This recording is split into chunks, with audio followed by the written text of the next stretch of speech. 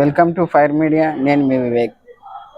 ఈరోజు మనం ప్రస్తుతం జూబ్లీహిల్స్ నియోజకవర్గం బై ఎలక్షన్లో భాగంగా ఇక్కడ ఒక బీసీ సంఘం నాయకులు ఉన్నారు, డైనమిక్ లీడర్. ప్రచారం ఏ విధంగా నడుస్తుంది తెలుసుకునే ప్రయత్నం చేయండి. నమస్తే అన్న.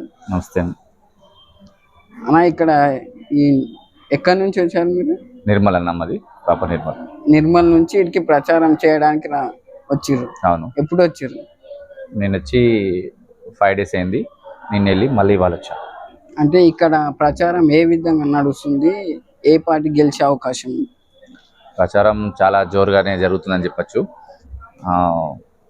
మా అభ్యర్థి నవీన్ యాదవ్ గారు కాంగ్రెస్ పార్టీ అఖండ మెజారిటీతో గెలుస్తుందని చెప్పేసి ప్రజల మాటల్లో వినడం జరిగింది ఈ 5 రోజుల నుంచి.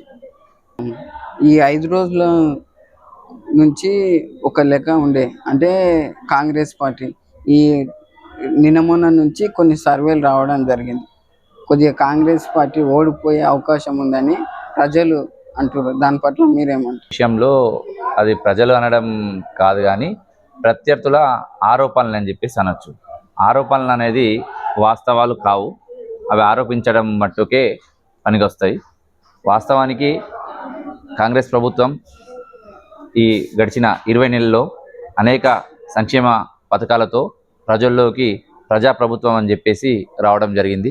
మరి దాన్ని జీర్ణించుకోలేక నవీన్ యాదవ్ అన్న గారు గెలుస్తున్నారనే ఉద్దేశంతో ఇటువంటి అసత్యపు ఆరోపణలు చేస్తున్నారు. బీఆర్ఎస్ పార్టీ గెలిచే అవకాశం లేదా?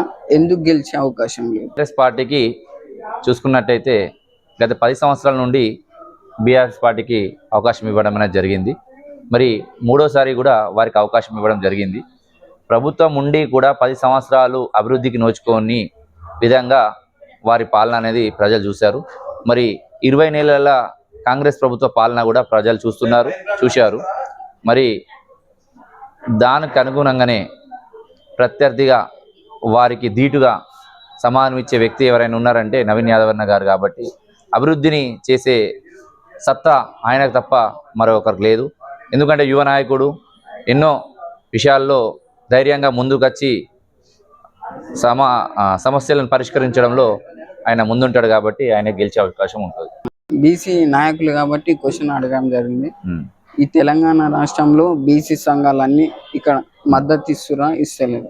తెలంగాణలోని అన్ని బీసీ సంఘాల జేఏసీ నవీన్ యాదవ్ గారికి సంపూర్ణ మద్దతు అనేది తెలియజేస్తున్నాయి. ఎందుకంటే కామారెడ్డి డిక్లరేషన్లో కాంగ్రెస్ పార్టీ ఇచ్చిన హామీ మేరకు 42% రిజర్వేషన్ని చట్టసభల్లో ప్రవేశపెట్టడం జరిగింది. చట్టసభలో అయిన అసెంబ్లీలో వారు తీర్మానించి అన్ని పార్టీల మద్దతు తీసుకొని ఆ కాపీని రాష్ట్రపతి గారికి పంపించడం జరిగింది. అలాగే గవర్నర్ గారు కూడా పంపించడం జరిగింది. అది బీసీల పట్ల మా పార్టీకి, కాంగ్రెస్ ప్రభుత్వానికి ఉన్న చిత్తశుద్ధి అని చెప్పేసి మేము తెలియజేస్తున్నాము. మరి కేంద్రంలో ఉన్న బీజేపీ సర్కార్ దాన్ని ఆమోదించకుండా రాష్ట్రపతి దగ్గరనే పెండింగ్ ఉంచడం, అలాగే గవర్నర్ దగ్గర కూడా పెండింగ్ ఉంచే విధంగా చేయడం, మరి బీఆర్ఎస్ బీజేపీల కుట్రపూరితమైన వ్యవస్థ. కాబట్టి మేము ఈ విధంగా ప్రజలకు వివరిస్తున్నాము.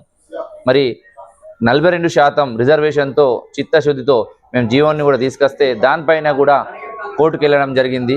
ఈ ప్రజలందరూ గమనిస్తున్నారు.